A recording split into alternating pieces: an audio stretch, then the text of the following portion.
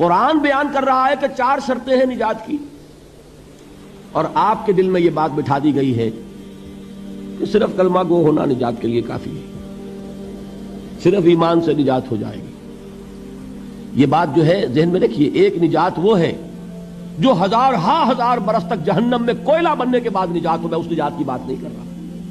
وہ نجات تو ملے گی یقیناً۔ جس شخص کے دل میں رائی کے دانے کے برابر بھی ایمان ہوگا، وہ اپنے اعمال کی، اپنے کرتوتوں کی سزا بھگت کر بالآخر جنت کے اندر داخل کیا جائے گا، جہنم سے نکالا جائے گا، اور نکالا جائے گا تو اس وقت حال کیا ہوگا؟ جیسے جلا ہوا کوئلہ، اس کے سوا کچھ نہیں۔ حدیث میں اس کی شرح آئی ہے۔ لیکن یہ نجات نہیں، نجات وہ کہ جو اللہ تعالیٰ میدان حشر ہی میں ہماری مغفرت کا اعلان فرمائے، اللہ تعالیٰ اول وہلے میں ہمیں جنت میں داخل فرمائے، اس نجات کی بات کر رہا ہوں۔ وہ نجات جان لیجئے محض کلمہ گو ہونے کی بدولت نہیں ملے گی۔ اس نجات کے لیے شرط اول ایمان، شرط دوم عمل صالح، شرط ثالث تواصی بالحق، اور چوتھی شرط تواصی بالصبر۔ یہ قرآن کا بیان ہے، یہ کسی انسان کا کلام نہیں ہے کہ اس میں ترمیم کی جا سکے۔ 4 شرطیں پوری ہوں گی تو نجات ہوگی، اور اگر ان میں سے کوئی ایک، میں اس کی ایک سادہ سی مثال بھی دیا کرتا ہوں، بہت سمپل، سادہ مثالوں سے بات واضح ہو جایا کرتی ہے۔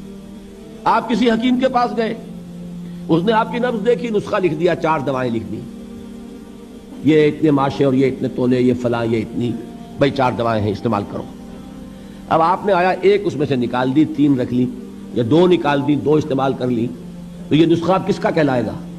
یہ اس حکیم کا نسخہ نہیں ہے، یہ آپ کا اپنا نسخہ ہے۔ ہو سکتا ہے یہ نسخہ شفا نہ رہے، نسخہ ہلاکت بن جائے، اس لیے کہ آپ کو معلوم ہے، ہر شخص جو نسخہ لکھتا ہے وہ جانتا ہے۔ آپ کسی مرض میں ایک دوا دیتے ہیں جو بڑی تیز ہے، مضر ہے، ضروری بھی ہے دینی، ساتھ ہی اس کے لیے مصلح دیتے ہیں، کریکٹو دیتے ہیں، جو اس کے تیز اثر کو ختم کر دے، اس کا جو مضرت بخش پہلو ہے اس کا ازالہ کر دے۔